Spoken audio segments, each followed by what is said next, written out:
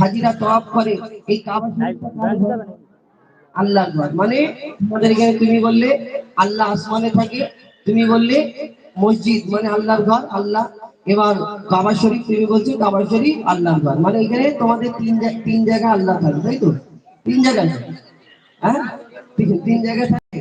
তাহলে আমাদের এখানে আল্লাহ কোথায় কোথায় থাকে শোনো, শুধু তিন জায়গায় তোমাদের এখানে থাকে, তাহলে আমাদের এখানে কোথায় থাকে শোনো, লিখছো না?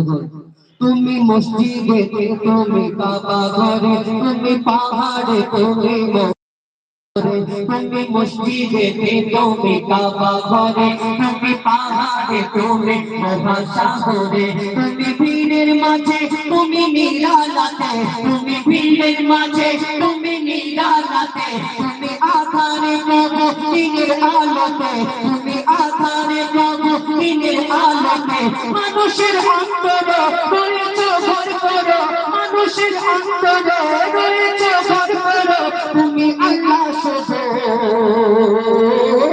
আল্লাহ আল্লাহ আল্লাহ আল্লাহ আল্লাহ আল্লাহ আল্লাহ আল্লাহ আল্লাহ আল্লাহ।